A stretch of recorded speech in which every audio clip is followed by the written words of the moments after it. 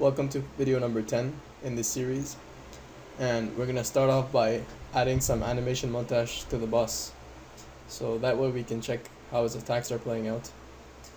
For the tutorial, I'm only gonna do a few of the anim montage because I added some animations and you can download them in the video description. There's a link, so be sure to import those in boss animations. And I'm gonna do, let's say, 3 melee close range attacks and 2 far range attacks, just for starters. And then the rest of the animations, you can do animation montage out of them and plug them in yourself. So to start here, I imported all my animations, and I'm gonna take, I don't know, let's go check what we have. We got boxing, we have cross punch, I like that one. So I'm gonna take cross punch, create anim montage. I'm gonna type BB for blue boss, melee 01. Then I'm gonna get hook punch. Let's see hook punch.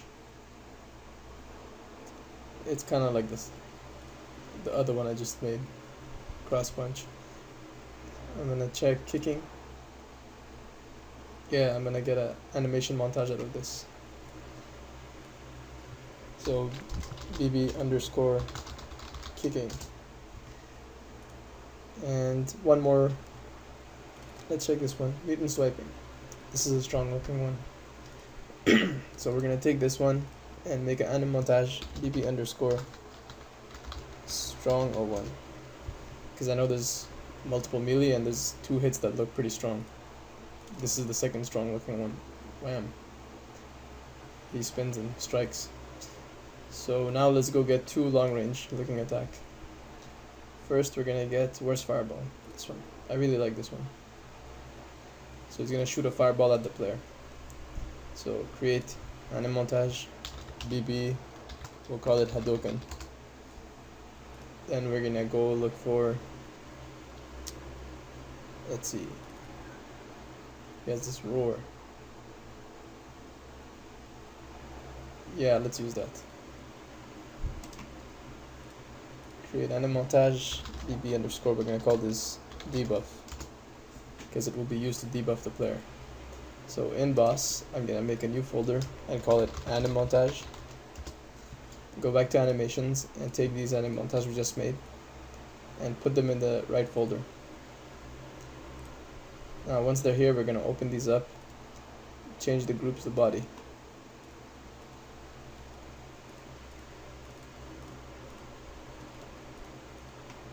Okay, now let's go back to our boss folder, click on blue boss. I need to make 2 variables. First one, we'll call it alive. Second one, we'll call it is attacking. So here in Initialize boss, after event begin play, I'm gonna set is attacking to true. Is alive. We will use this further down in the tutorial. Then let's go into our player distance function and put a branch. And this branch is gonna check if he's attacking. Connect the false part of the branch to the ongoing node and put is attacking as a condition. So while he attacks, we're not gonna initiate any other attack animation, so we're gonna wait for it to be done. Then in his event graph, or in his player distance, I guess, now we could do it here in the event graph.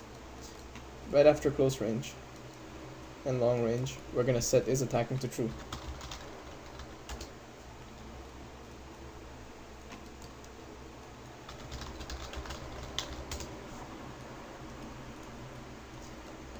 Next, what we're gonna do is delete all these print strings and play anim montage. What you want to do is promote anim montage to a variable. Call it att montage, so I know it's my attack montage. Then I'm gonna set this variable. I had 3 close range attacks and 2 long range attacks for this demo. Gonna connect all this together.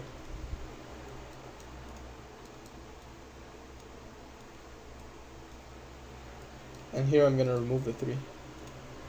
And I'm gonna change this to 2. But don't forget, when you add more, you gotta modify this, and as you add pins.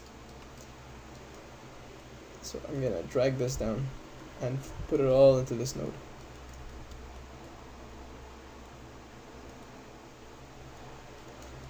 Okay, and now we're gonna go get our montage for the boss. We had melee 01, we had strong 01, and we had kicking. These were our 3 close ones. And then here we had fireball. Whoops, it was Hadoken. And the other one we had was debuff, where he performs a roar.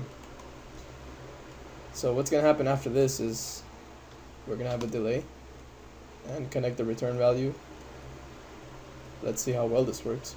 And after it's done, we're gonna set is attacking to false. So let's see what's gonna happen. Do we have to stop the player? Do we have to stop him from seeking the player or not? Let's hit play. So go into blue.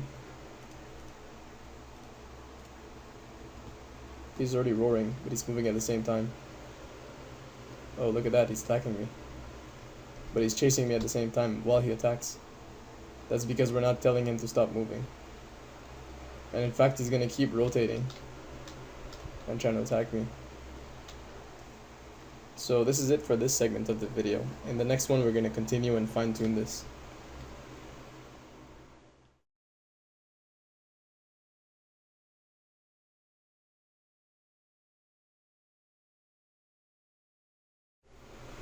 Before we continue fine-tuning, I want to add a health bar to the boss.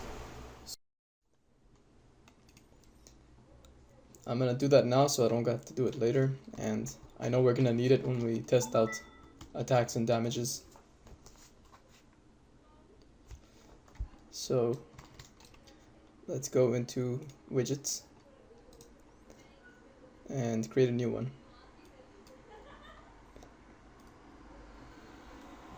User interface widget blueprint. So I'll call it blue boss. Call it blue boss bar.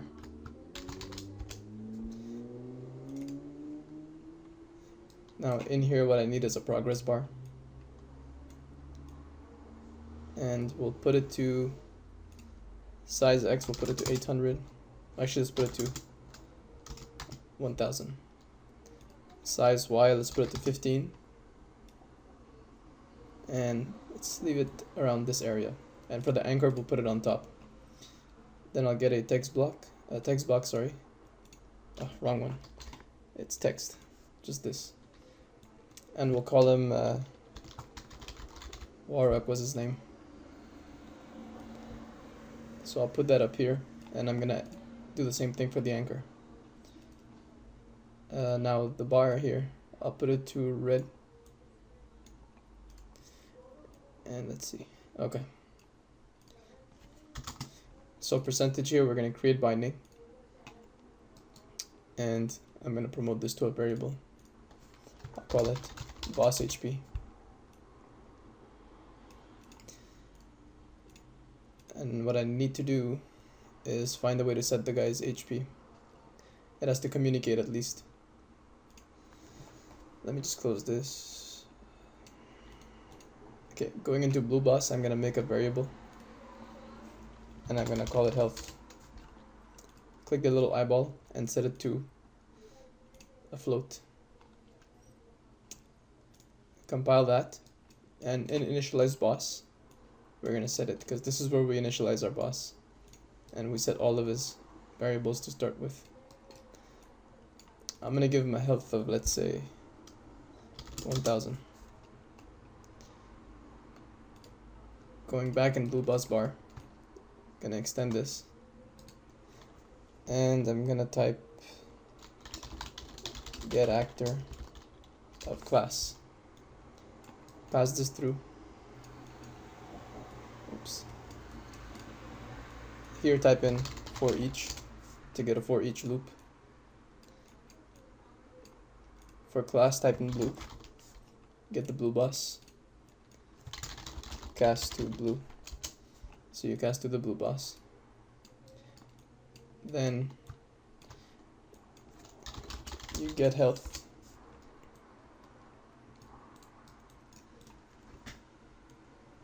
Connect this here, and you also want to set boss HP. How did it go? Let me just recap this quickly. So we have health.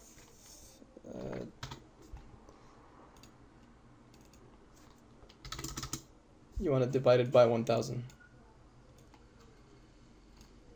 and plug it into boss HP. So let's set this up to 750 just for testing, and I'm going to type create widget. For the class, I'm going to get blue bus bar and add viewport.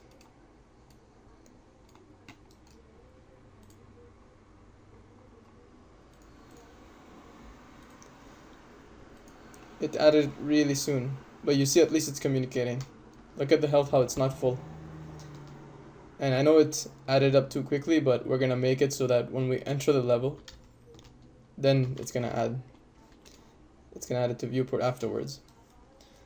So here, if I was to set this to 500 and play, you should see that its bar is halfway full.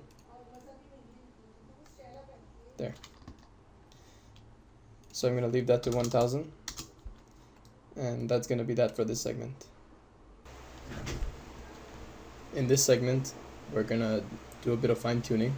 While you test it out, you might notice that as he swings his fist at you, it kind of gets in the way of the camera. And there's like this quick blink like effect. Like everything goes black for a split second and goes back to normal. And it's pretty annoying. And if you have the health bar in your viewport, you just need to disconnect this, because we don't really need to see it yet. We're just working with his animations, and this thing might get annoying. So go in his viewport, click on the mesh, and up here type in collision preset, set it to no collision. What's gonna happen is, check this out, basically his hands are always gonna go through me, see? But that doesn't matter, because the collision capsules he's gonna have, they're going to be able to hurt me. We're going to give him 2 capsules on his arms. After, not yet. So let's go in the event graph first. And let's move down to seek player. And what I want to do is put a branch and put false into that and disconnect true. Get is attacking and put it as the condition. So if this condition is true, what we're going to do is type in stop move and stop movement immediately and connect that. This is going to stop the character from moving at all. However, we need to re-trigger seek player at the end of our attack chain. So at the end of this whole attack chain, you type in seek player like that. So now let's check it out. Also, before we do that, let's go to player distance and put this to a lower value, because it performs melee attacks way too far away from you. So I'll put that to like 600. But that's a number you can play around with based on whatever you'd want for your own battle arena. So all he should be doing is either roaring or doing the fireball attack. But he's going to keep attacking every second, you see? You probably don't want that either. You probably want him to chase you a little bit and here every now and then perform an attack. But for melee, you always want him attacking up close. So let's go in the event graph and add a few pins in long range and set that to 4. Or another way to actually do this is you remove all these pins, disconnect this one too. I think this is good for the current example because we don't have too many nodes, but you would put a branch here, put it to true or false, and as for condition, I don't know, you would just say if this is equal to 0, play this one. If not, play this one. And you would take 1 and just pass it down to seek player. But right now what I'm going to do is I'm going to go the other way, because off screen when this tutorial is done I'm going to add in all the other attacks. So let's say 2, 3, 4, 5, I'm going to set them in to seek player. In fact, I might as well just copy this node and put it here, and I'll pass them all through this. So he has a pretty high chance. So 2 out of 6 he can attack. So let's give that a shot.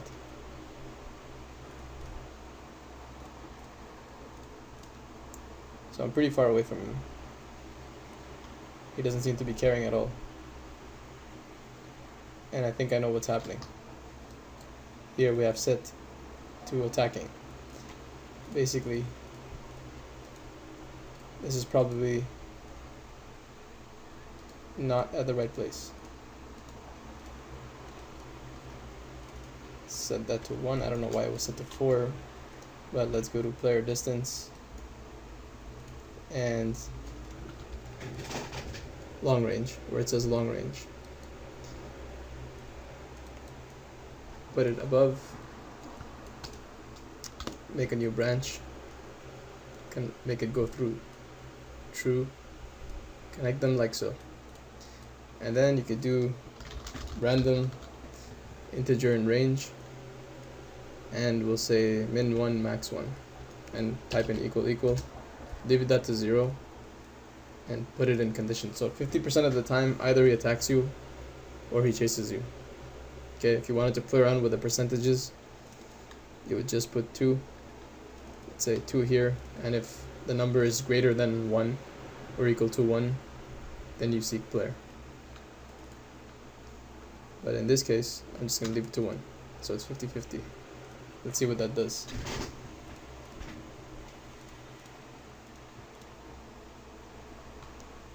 There he is chasing me, now he's attacking.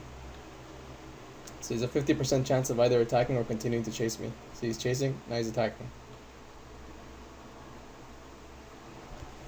Just to demonstrate the point, like, see, he chased me for a longer time. So let's say this was set to 4. And if I get 0 out of this, it'll go to true. So if it's true, he'll attack me. If it's not true, which has a higher chance of it being not true, it'll seek player. So in this case, he's probably going to run after me a lot longer, more frequently than attacking.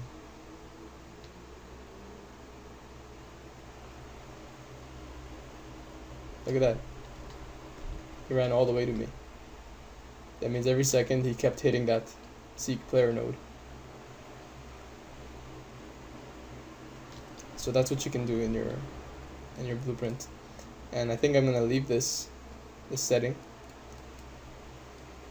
because personally I prefer this, but you guys can modify it and change it up to whatever you want.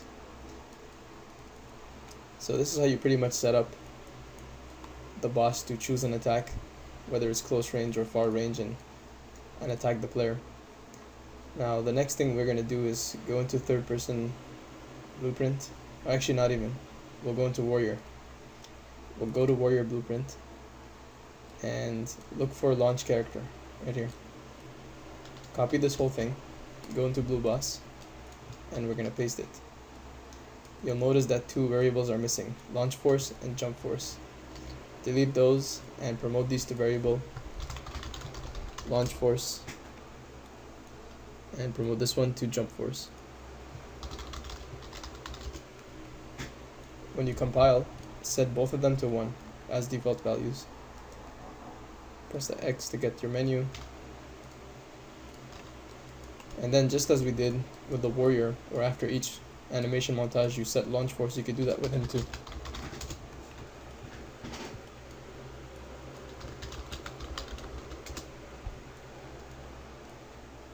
And this one. So you don't really need a camera shake, because remember we deleted the camera. So here I'm gonna put, I don't know, at 350, and next one I'll put it, this is strong, Yeah, I'll put it 400, and then kicking I'll put it 500. And you can go back to your boss folder and go to boss animation blueprint. There's event graph. You want to drag a pin out and type cast to, where is it? Cast to character. Connect it with speed and ask character cast to blue boss. From blue boss, what you want to get is that event called launch. There, launcher. You can disconnect these, click on animation, and let's say we go to kicking. Now we make the animation notify, call it launch, and check where you want to launch him. So I would want to launch him around this kind of, I guess here. I don't know, I'm just gonna wing it right now, but I'll fix it up off screen. It's basically moving these launch nodes around, and then he lands. I'm gonna check melee and see where I want to launch him. There's no real need to launch him, but I guess I'll do it anyway. Then I'm gonna get strong and see. Wham! Oh, he does lift his foot, perfect. Launch. So let's try this out. See if there's any errors.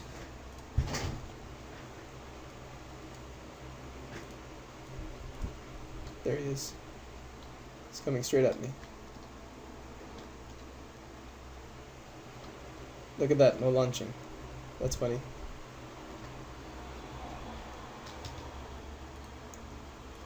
Probably because we didn't connect it. Wow, I'm an idiot. There we go. Now let's watch him fly.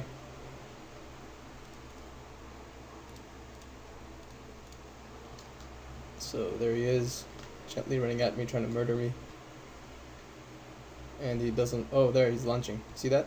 He's sliding a bit.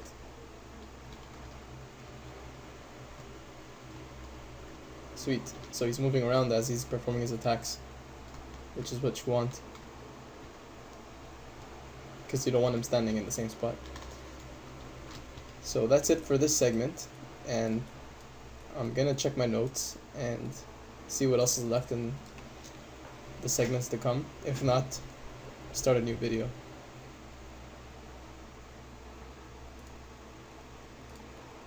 Here's something I noticed while playing. It's when we get really close to the enemy, he attacks us, but then he keeps attacking. He won't even bother looking at us. So watch. I'm right behind him and he keeps attacking. But I want him to face me and then attack. So to get that fix, let's go here next to launch character and make a new custom event. I'm gonna call this face player.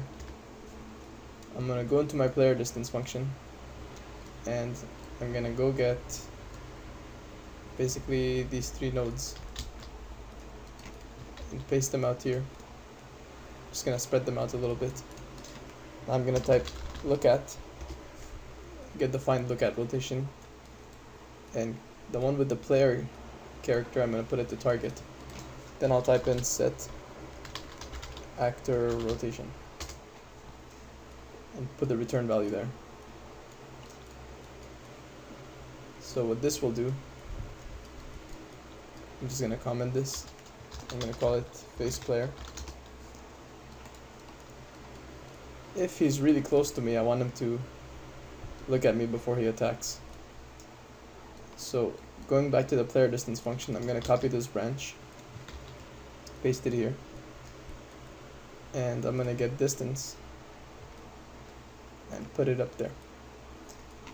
So if this is false, that means I'm really close to him. Then I'm gonna face player.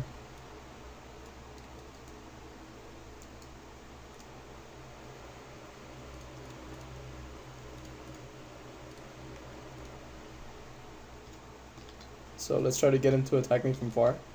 Okay, well he's doing his melee attacks. I'm gonna get behind him. Now he looked at me. Now he's attacking.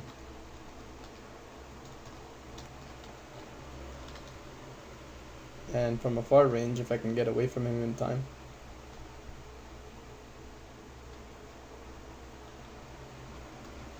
he doesn't have the need to flip. So he's doing his fireball attack, and see, he's chasing me again. He doesn't have to perform a flip. It's only when I'm close to him. So that's a little fix for this segment, and I'm gonna dig some more, and in the next segment we'll fine tune him further.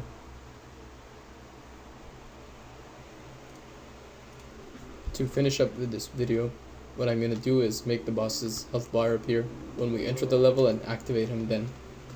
So he's only active once we hit the level basically, or we surpass a trigger.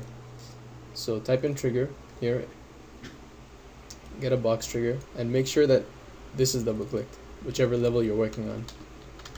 So double click that, then put the trigger in.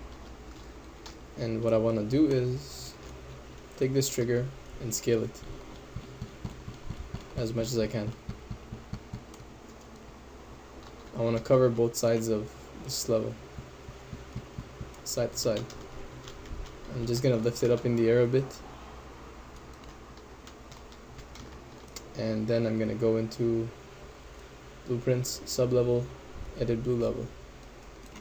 I'm gonna right click and type in event begin overlap. That's what I need. Add on actor begin overlap. Then drag a pin out, type in equal twice, and you want to get player character.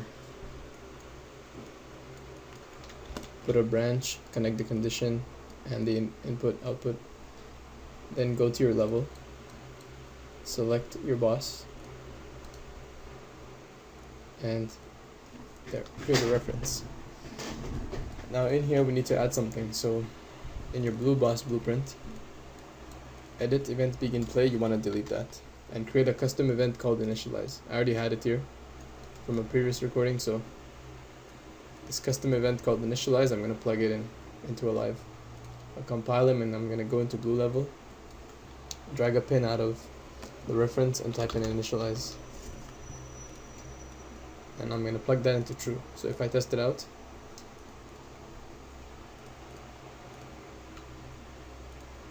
he's running at me. So the only thing that I'm missing is in blue boss is that I didn't connect the rest of my chain. Now when he activates, I should also see his health bar. There you go. There it is. Well, hope you guys enjoyed the video. And in the next one, we're going to continue working on this guy. So thanks for watching.